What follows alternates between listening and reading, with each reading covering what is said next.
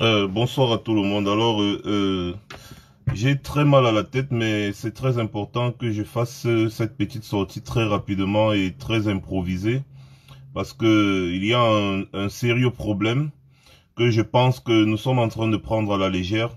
Et pourtant, ce problème-là risque vraiment d'être très, mais alors très grave. Donc, du coup, je vous demande bien évidemment d'appeler rapidement du monde. J'en ai pour maximum 10 minutes. Oui, allô?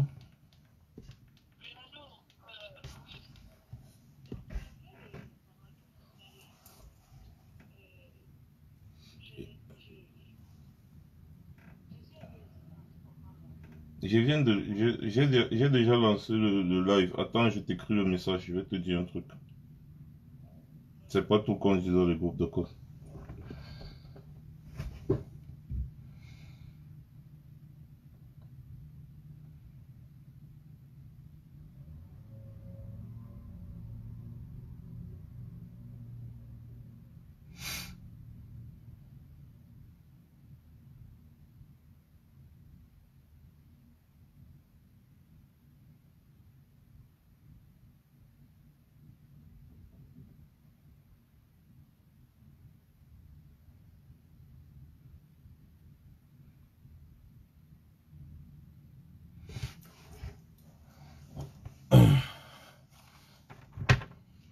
Voilà, alors, mes chers frères et sœurs, mes chers compatriotes, il y a un sérieux problème et c'est très grave, c'est vraiment très grave et ça risque d'être quitté de grave à catastrophique.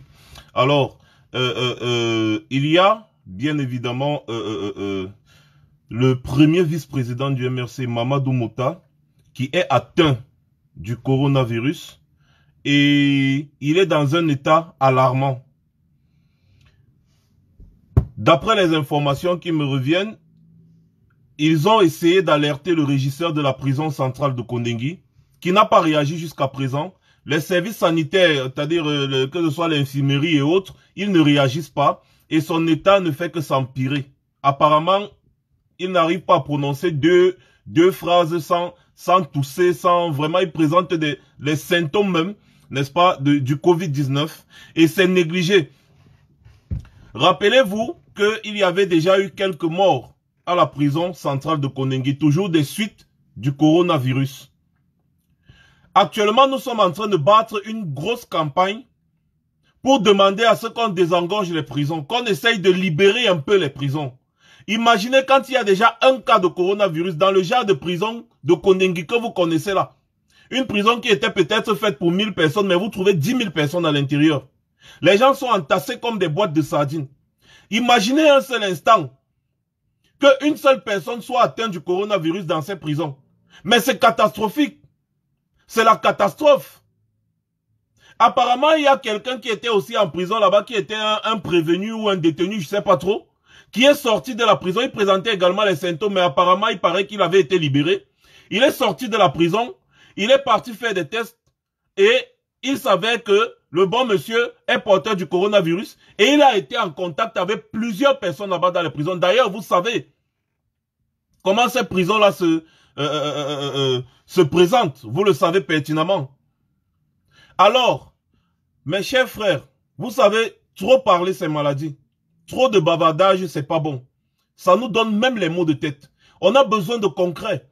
On a besoin de mener, de poser des actions. Même par notre façon de nous déployer, que ce soit sur les réseaux sociaux ou autres, on peut faire changer des choses. Il y a une grosse campagne qui a été lancée actuellement pour demander qu'on essaye de libérer les prisons, qu'on essaye de désengorger les prisons. Il faut décongestionner les prisons. Il faut prendre au sérieux cette histoire de coronavirus parce que ça devient déjà du n'importe quoi.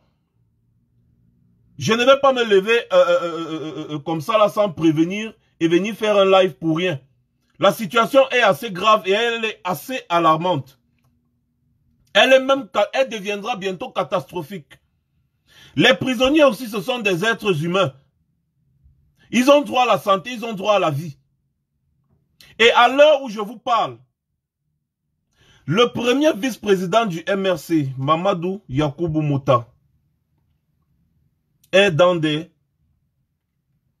Conditions difficiles. Et il lance l'appel. C'est quoi cette histoire-là? Voilà, c'est bon, je suis déjà encore en live. Là, il y a quelqu'un qui a essayé de m'appeler là. Excusez-moi. Là où vous me voyez, là, j'ai des maux de tête. J'ai vraiment des violents maux de tête. Je suis très fatigué. Mais la situation est grave. Et je pense que sérieusement, il faut que quelque chose soit fait. On ne va pas continuer notre temps à commenter les commentaires ou commenter l'actualité. Je pense qu'à un moment donné, il faut faire quelque chose. Et ce que je vous dis là, c'est de source sûre. Est-ce que nous allons laisser les personnes qui se sont battues pour nous? Est-ce que nous allons laisser les personnes qui se sont battues pour nous finir de la sorte? Est-ce que nous allons continuer toujours dans le bavardage inutile? Qu'est-ce que nous devons faire? Parce que ces personnes se sont sacrifiées pour nous. Mamadou Mota a dit la liberté ou la mort. Le voilà qu'on est en train de vouloir laisser mourir expressément.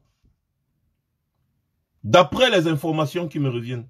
Et des informations de sources sûres bien introduites. C'est très grave. Des combattants ont besoin de notre protection. Ils n'ont pas besoin des RIP. Qu'on attende qu'ils meurent pour dire RIP. Ils n'ont pas besoin de ça. Ils ont besoin que nous soyons présents quand ils sont encore vivants. Et nous sommes capables de faire changer les choses. De par notre déploiement.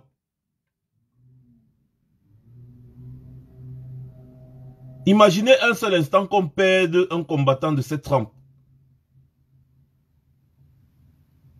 Je ne veux même pas imaginer. Donc, si j'ai lancé ce petit live tout à l'heure, c'est pour vous lancer, pour vous donner l'alerte. Il faut qu'on fasse quelque chose. Il faut qu'ensemble, on appelle à la décongestion des prisons, qu'on mette une assez grosse pression sur ce gouvernement-là, afin qu'ils essaient de libérer les prisonniers qui n'ont rien à faire en prison. Qu'ils essayent un peu de libérer les prisons. Parce que les prisonniers, c'est des êtres humains.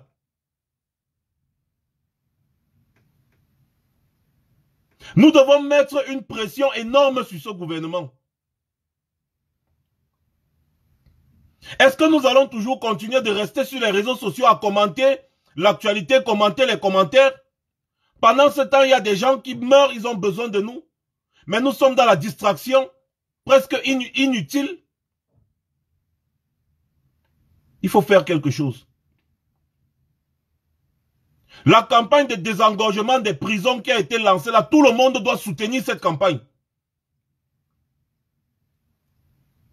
Tout le monde doit soutenir cette campagne. Soutenez cette campagne afin que ces barons de Yaoundé libèrent les prisonniers qui n'ont rien à faire en prison et qu'ils prennent soin de ces prisonniers qui sont déjà atteints du coronavirus. À l'heure où je vous parle, quelqu'un qui a mis sa vie en danger pour nous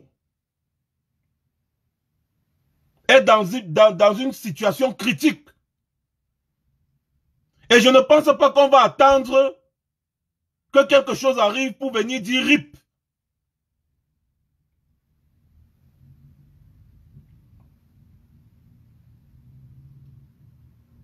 Je pense que l'alerte a été lancée.